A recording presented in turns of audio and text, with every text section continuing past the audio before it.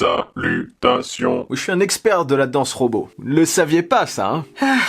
C'est quand tu vois ce genre d'intro que tu le sais, que tu le sens, tu le vois. On y est. C'est la dernière vidéo de l'année sur la chaîne, et heureusement. C'est d'ailleurs exactement la 44e vidéo que je sors depuis septembre. Ça passe à une de ces vitesses, c'est assez dingue. J'ai de grands projets pour l'année 2020. Des projets et des objectifs d'ailleurs. Au programme, vite fait, avant d'aborder le thème de cette dernière vidéo, au courant de l'année, il y aura un nouveau lieu de tournage, donc un nouveau décor, bon, pendant l'année, hein, pas directement dès le début de l'année, enfin peut-être, on verra. Donc un nouveau setup, un changement intégral étalé sur toute l'année, hein, parce que ça coûte un peu cher. Nouvel ordi, tout ce qui va avec, nouveau matos de tournage intégral, tout va changer, sauf moi bien sûr. Et puis 2020 devrait être statistiquement l'année des 100K. On va essayer de plier ça le plus rapidement possible. Enfin, il y a un an pour le faire. Vous êtes quand même 37 000 à avoir rejoint la chaîne en 2019. J'espère faire plus en 2020. C'est l'objectif en tout cas. Et j'ai aussi plein d'autres idées, des formats, etc. Enfin, je vous en reparlerai en 2020. Mais comme je l'ai dit, là n'est pas le sujet. Ici, je vais vous parler succinctement ce qui m'a le plus marqué, en tech en tout cas, en 2019. Et cette année a été spécialement dingue.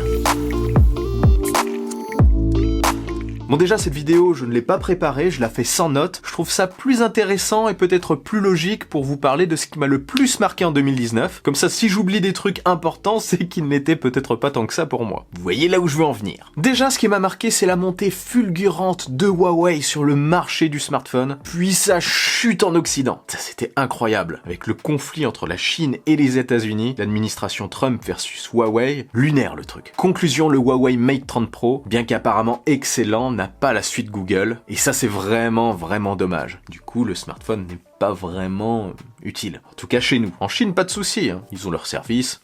Ça va. Donc j'espère quand même un retour de Huawei en 2020, j'espère une évolution de ce côté-là, mais c'est pas gagné. Quoi qu'il en soit, tout ça a complètement bouleversé le marché. Hein. En parallèle de ça, ce qui m'a marqué aussi, c'est le entre guillemets retour de Samsung. Bon, il n'était jamais vraiment parti, hein, mais je trouve qu'avavec les S10, S10e et S10 Plus, mais aussi la gamme Note et le Samsung Galaxy Fold, ils ont envoyé du lourd en 2019. La refonte de l'OS est aussi pour moi une vraie réussite. Donc ça m'a marqué, Samsung s'est fait une plus grosse place dans mon petit cœur. C'est beau. Autre détail marquant, eh bien c'était le festival cette année concernant la disposition des caméras frontales des smartphones. Voulant étirer les écrans toujours plus vers les bords, eh bien il a fallu trouver des solutions pour cacher les objectifs frontaux, enfin pour les placer, de manière plus ou moins discrète. Les encoches étaient déjà là avant, elles se sont multipliées au cours des années, différentes formes, différentes tailles, mais là c'était surtout l'année d'autres solutions comme les poinçons et les tiroirs. Les caméras pop-up, une caméra cachée à l'intérieur du smartphone et qui ressort du téléphone une fois qu'on doit l'utiliser. Du coup, écran quasi bord à bord, un beau rectangle. Tout ça bien sûr, on le sent, hein, c'est en attendant de pouvoir mettre les capteurs sous l'écran et ça commence déjà à arriver.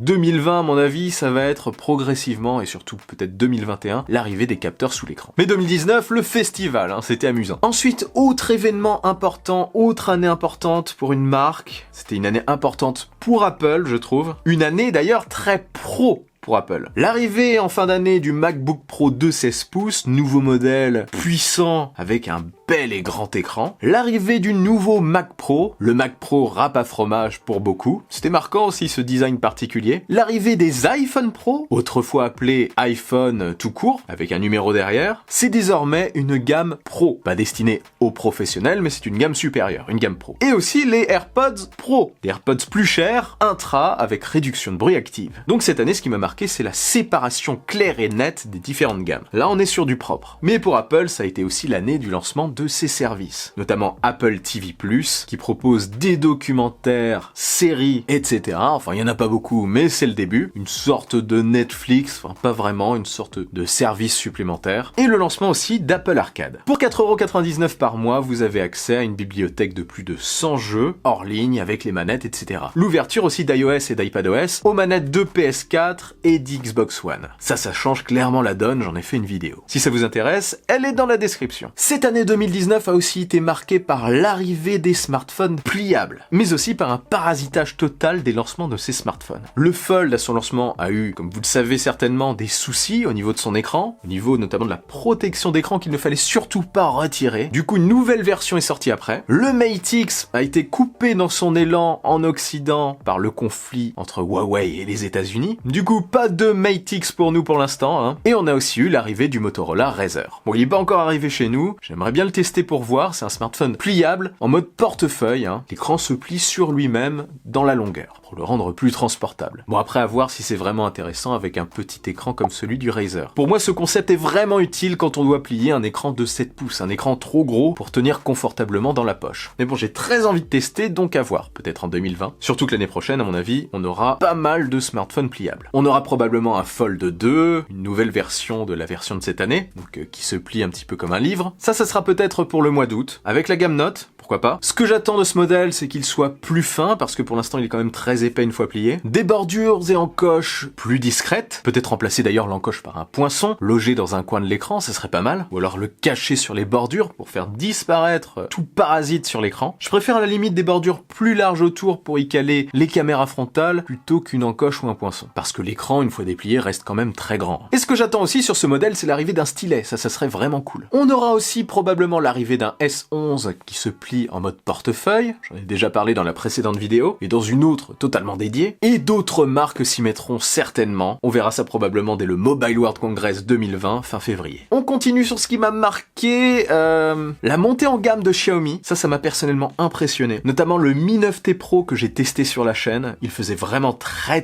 premium, et il fait partie de mon top smartphone de l'année, avec l'iPhone 11 Pro, le Samsung Galaxy S10e, le S10 Plus, et le P30 Pro entre autres. Ah, vraiment dommage pour Huawei. Sinon, côté tech, de manière plus générale, j'ai été récemment aussi surpris par la sortie du Cybertruck de Tesla, notamment par son fail lors de la présentation, hein. Est-ce que c'était un coup de com'? Je suis pas certain, parce qu'il y a mieux quand même comme coup de com', et ils avaient l'air surpris quand ils ont défoncé la vitre avec cette boule de pétanque là. Donc ça m'a marqué, mais c'est surtout le design général du Cybertruck et son côté très particulier et plutôt clivant dans l'opinion. D'ailleurs, apparemment, il serait assez compliqué avec ses formes très droites à conduire. Elon Musk, qui l'utilisait, semblait un petit peu galérer, selon plusieurs témoins. Donc voilà, c'est à peu près tout ce qui m'a marqué cette année.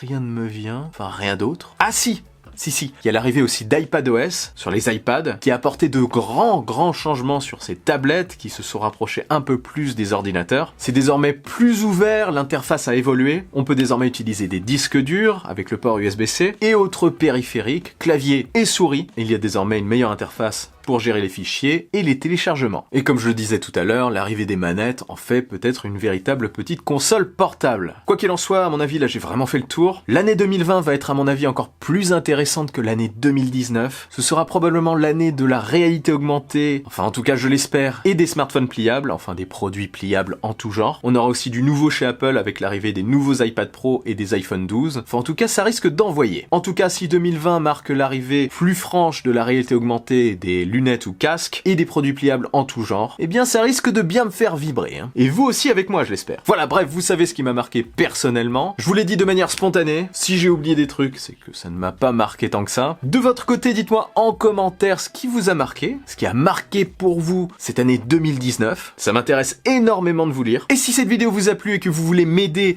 partagez-la sans oublier le bon pouce à l'air qui claque. Pour ne rien louper, abonnez-vous à ma chaîne et activez la petite cloche des notifications. N'oubliez pas non plus de me suivre sur les réseaux sociaux, sur Twitter et sur Instagram. On se retrouve en 2020 pour une nouvelle vidéo. Je vous souhaite à toutes et à tous de très bonnes fêtes de fin d'année. Bon, si cette vidéo sort après le 25, ce qui est fort probable, je vous souhaite à tous de profiter de ces quelques derniers jours avant le nouvel an. Profitez bien, prenez de bonnes résolutions. Rendez-vous en 2020 comme je l'ai dit. Allez, salut!